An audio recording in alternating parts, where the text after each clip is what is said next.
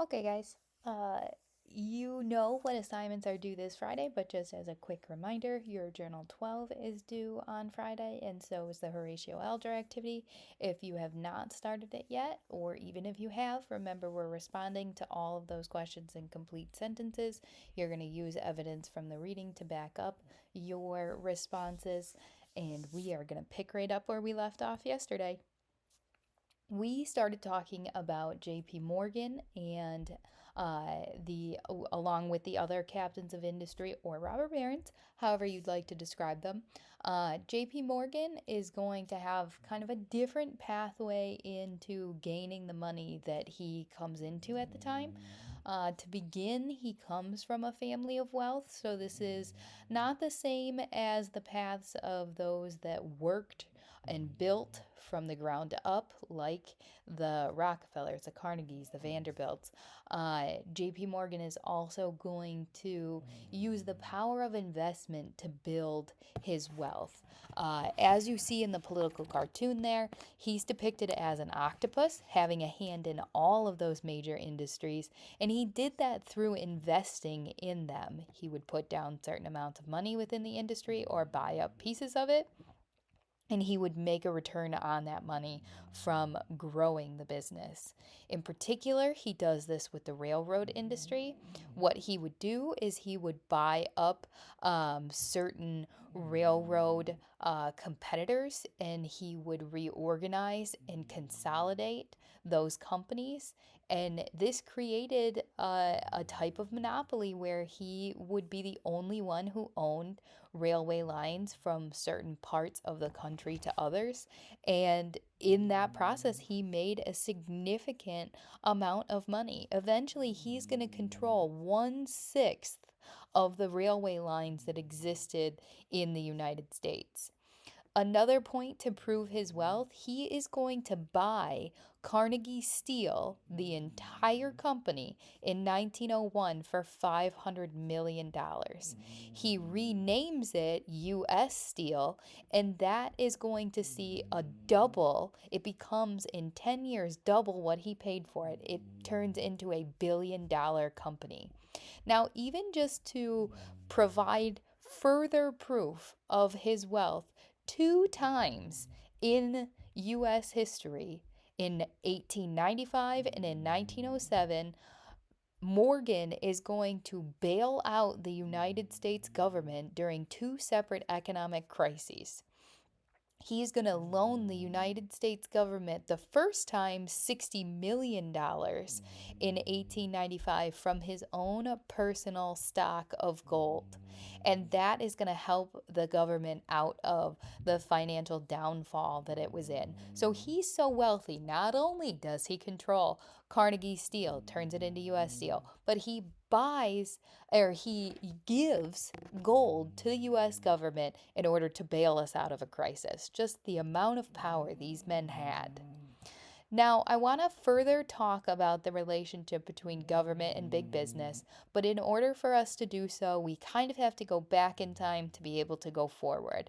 I want to take a trip back to Grant's presidency. Remember, Grant is going to be the president following the Civil War. I want you to take a listen here and tell me what defined Grant's presidency, because this is going to change what the relationship between the people and the government looks like. Take a listen. After his success as a general in the Union Army during the Civil War, Ulysses S. Grant was elected President of the United States in 1868.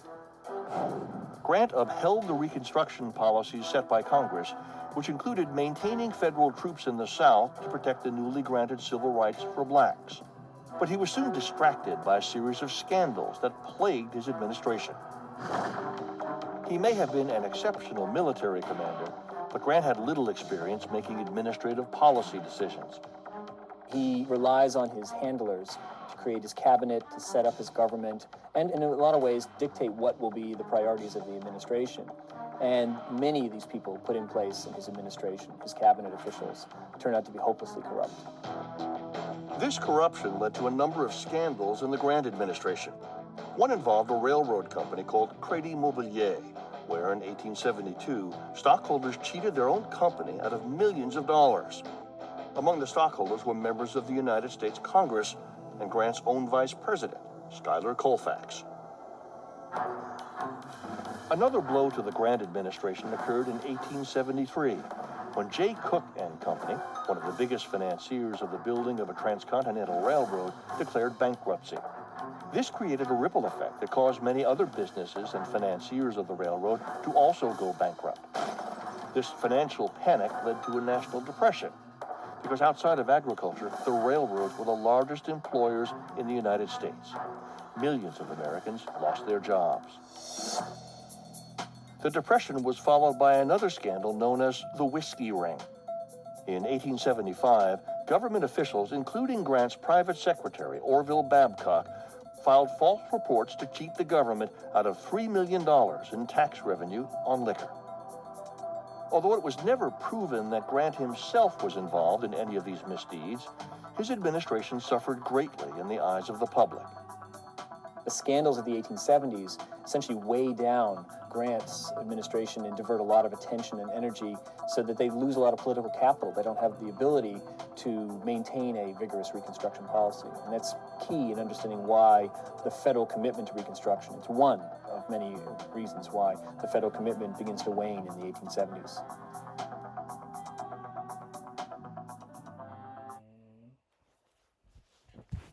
Okay, so I want you to take about 30 seconds here to turn and talk with your neighbor and talk about what defined Grant's presidency.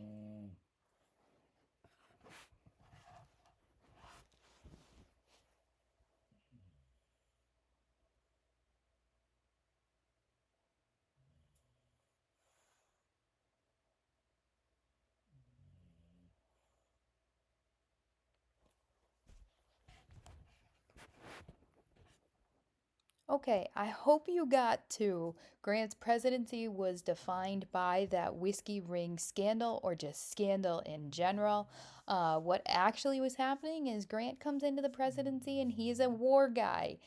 He's not really super well versed in how Washington works, and this got him into trouble. He relied really heavily on the people that were around him to ensure that they were doing their jobs and they were doing it correctly. But what actually happened is there were people within the government, a personal secretary to Grant, that was stealing money from the whiskey tax that was being collected. While Grant never actually stole money himself, it gives him a pretty bad name. When you're at the top, you have to answer for what happens underneath you. And that's exactly what happens to Grant. And with Grant's presidency in this whiskey ring, we start to see the relationship between the people and the government fall apart. That trust starts to deteriorate.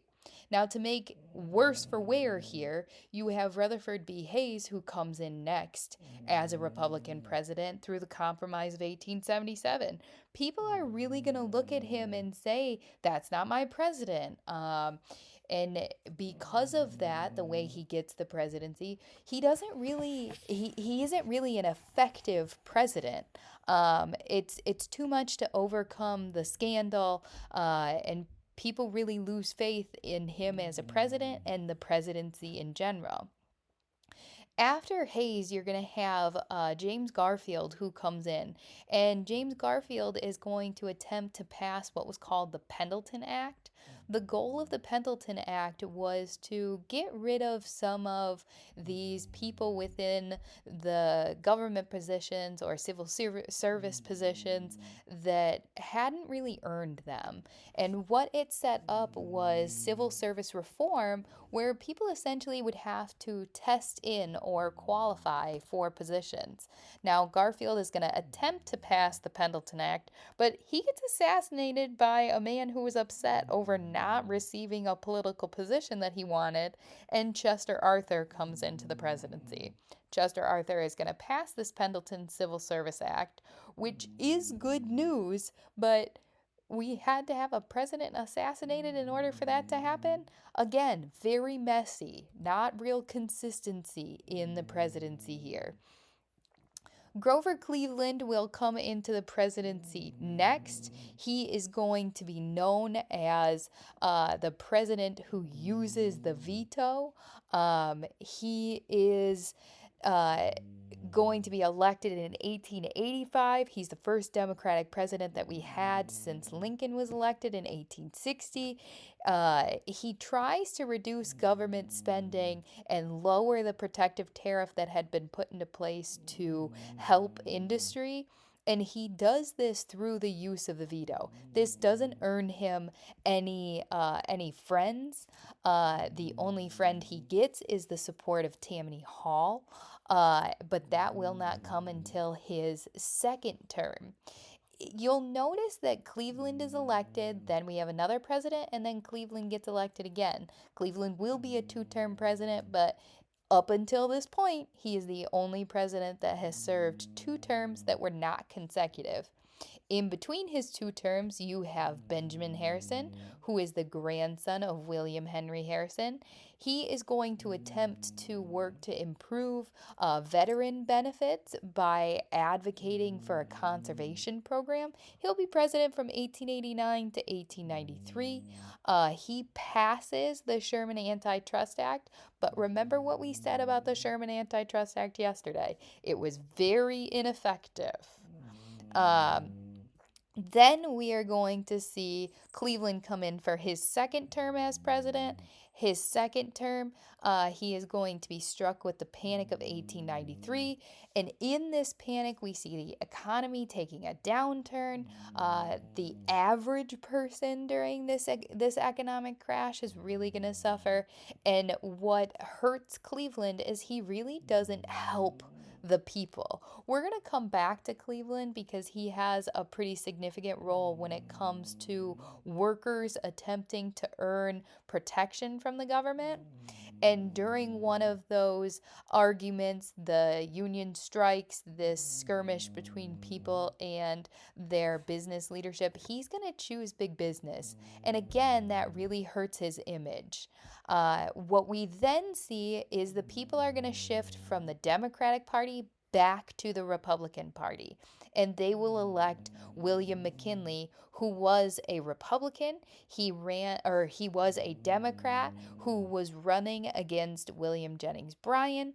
William Jennings Bryan really loses that election because he wanted us to start to move away from the gold standard. While that was it will turn out to be a really good idea. We don't have the gold standard as what backs our money anymore.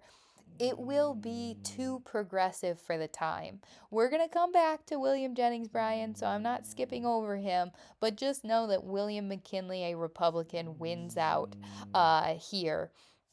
Now, what's important to highlight is that in McKinley's second term, he is going to choose Teddy Roosevelt as his vice president. This is important to note because in September of 1901, William McKinley is going to be shot on the grounds of the Pan American Exposition at the Temple of Music in Buffalo, New York. He was out shaking hands. He was there for a ceremony in Buffalo, and what ends up happening is an anarchist shoots him twice and he is killed. Now, in that assassination, we know that vice presidents become president. And the reason I'm bringing this up is because Teddy Roosevelt was elected to be vice president with William McKinley in order to keep him quiet. Teddy Roosevelt is going to be an extremely outspoken candidate at the time or political official at the time that wanted to start to break up these monopolies. And in order to kind of paralyze his political career, big business gets William McKinley to select him as vice president and put him in a position where he really only has as much power as William McKinley would allow. Vice presidents it is a very powerful position. You're second in line to ruling the United States or presiding over the United States, but you really only have as much power as the president allows you to. Now, what big business did not anticipate is that William McKinley would be assassinated, Teddy Roosevelt would become president, having the most powerful position in the United States government, and as president, Teddy Roosevelt will go on to take on big business.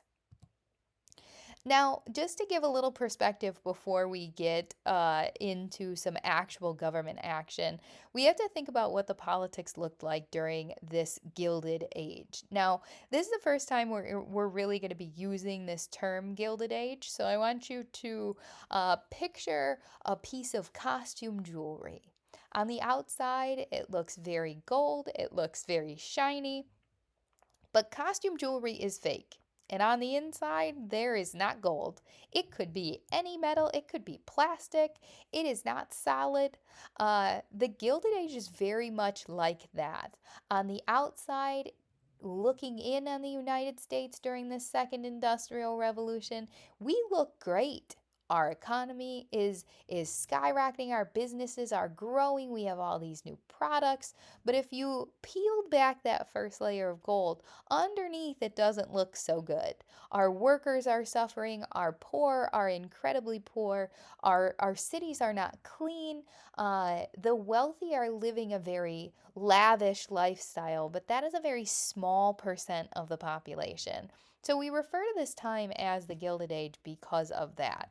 Now, in the Gilded Age, the government is going to support big business. As we discussed before, big business is making the country look good.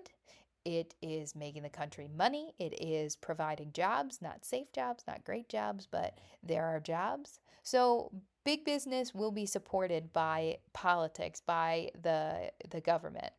The ways in which the government supports big business is first, they're going to pass a high tariff. Remember, we said a tariff is a tax on imported goods. A tax on imported goods protects American made products by making those foreign made products more expensive. So, in order to continue to grow the businesses in the United States, the government will put in place these high tariffs. The government also allowed for land contracts to be negotiated with big business in order to literally build the businesses to be bigger, especially for the railroad companies. This will be important. You can't just build railroad tracks wherever you would like to. You have to have land contracts in order to do that, and the government will kind of fast track these, no pun intended, for the railroad. The government is also going to take a laissez faire position during this time. Now, laissez faire should be a term that we recognize from our times past. Laissez faire means hands off. The government is going to take a very hands off position when it comes to big business during the Gilded Age, because the more hands on they got, the more restrictions they put in place, the less money these businesses made, and the less growth they had. So you will see that the laissez faire approach allowed government to grow, or allowed business to grow. Another reason that the government will take this approach is social Darwinism. This will be their excuse for allowing big business to conduct itself in this manner. The social Darwinism approach that big businesses are just what's best. They are the strongest. They should survive, is where the government's mindset was. So, why would they help those who would not help themselves? The poor that had the same opportunity as your Carnegie, your Vanderbilt, your Rockefeller to build themselves into these billionaires. The government had no obligation in their eyes to help those who would not or could not help themselves. All right, these are cases that sometimes get referred to on the Regents, but we don't take the chance with sometimes, so we're going to go through some of the government intervention during the Gilded Age. Now, the government intervention can look a few different ways. It can come through court cases and decisions that come from the Supreme Court, which have to be followed by everyone in the United States, or it can come from government legislation. The first piece that we're going to look at is what's called the Granger cases. The Granger cases are going to produce a set of laws that are known as the Granger laws that were put into place to eliminate long and short term discrimination rates in the railroads and grain storage facilities. These Granger laws were meant to protect small farmers from the overcharging that the railroads and these grain facilities were doing. Now, the Granger laws come out of a series of cases. The first case is Munn versus Illinois. This case, the court decided that the government can regulate the railroads and grain storage prices because this is going to be in the best interest of the public, of the people. So in the first case, it says the government can regulate these rates in the railroad and the grain storage. The next case that is considered a Grange case is Wabash St. Louis and the Pacific Railway versus Illinois. In this case, it is going to rule that Munn decision unconstitutional. So these two first cases go against each other. Munn says that you can regulate, the government can. The second, Pacific Railway versus Illinois, is going to say that you cannot regulate the railroads because this case goes on to say that the government cannot control but only regulate interstate commerce.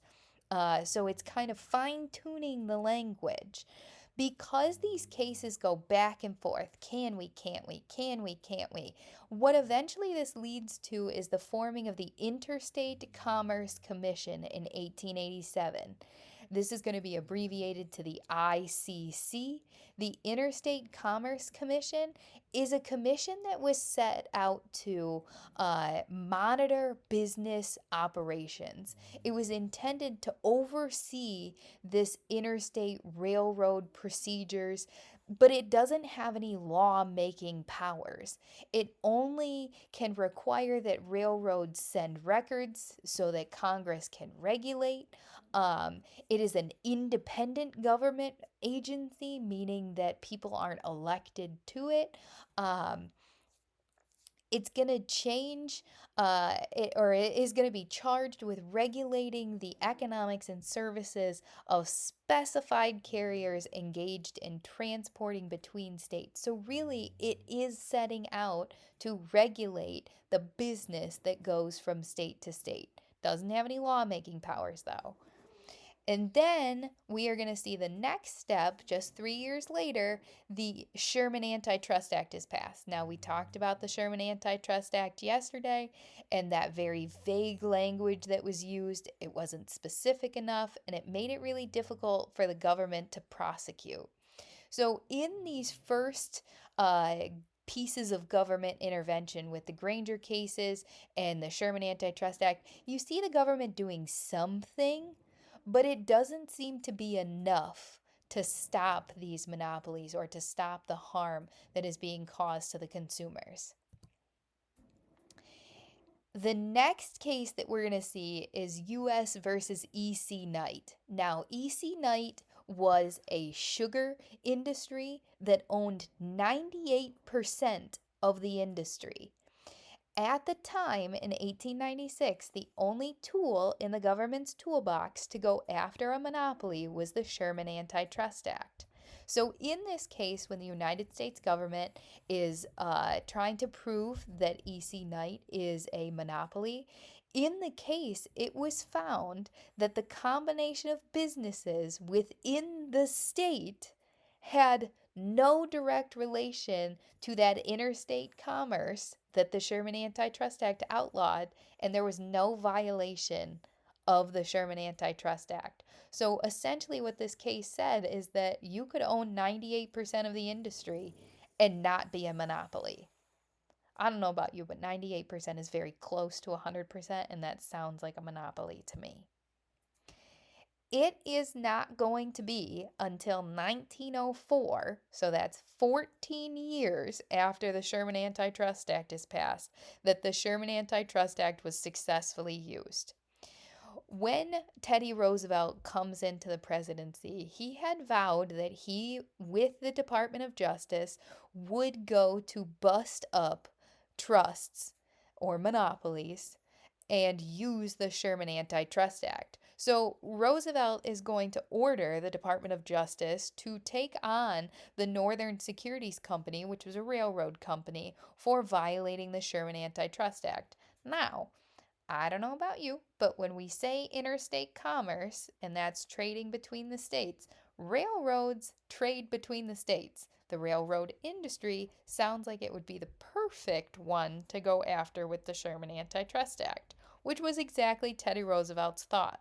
The Supreme Court is going to find that the Northern Securities Company was a monopoly and was in violation of the Sherman Antitrust Act, and it will order that that Northern Securities Company be dissolved. The Northern Securities Company was going to be run by a couple of gentlemen, one of which being J.P. Morgan, and it was a railroad company that combined the Northern Pacific and the Burlington Railroad.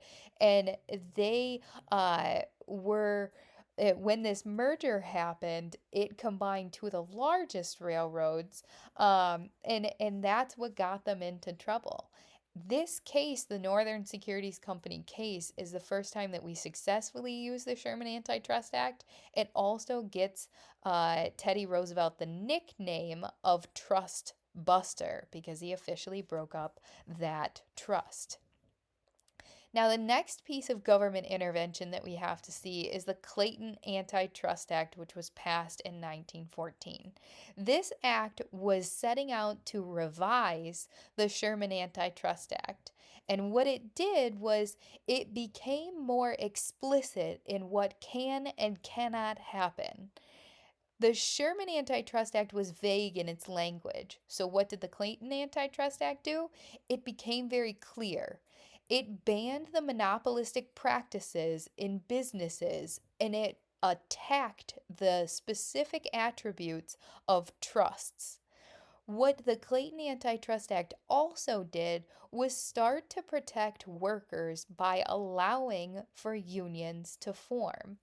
The Clayton Antitrust Act it had language in it that allowed unions to exist and workers to be permitted to strike. Now, we're going to go over the workers and their interactions tomorrow, but this was a major win for the workers. The Clayton Antitrust Act is going to be passed under President Woodrow Wilson, and that's not going to happen until 1914.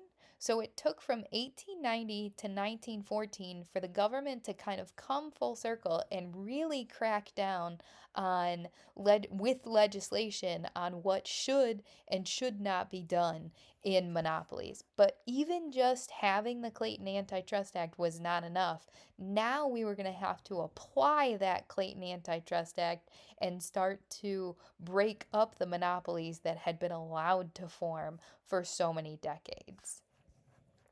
The key takeaway from today in all of this is that over time, over a long span of time, from the Grant administration all the way until Woodrow Wilson, we saw the president and the federal government having this relationship in the beginning where they were very hands off, allowing business to kind of conduct business with very little restriction. And over time, as we went on, we realized that that is not necessarily the way to go. We needed to find that happy medium of the government regulating big business as well as business being able to thrive. And the Clayton Antitrust Act gets us closer to that. Just want to throw the reminder out there of your assignments. If you have a few minutes left in class today, that is a great time to be working on those readings that are due in the Horatio Alger activity. I'll be back with you guys tomorrow to go over the workers.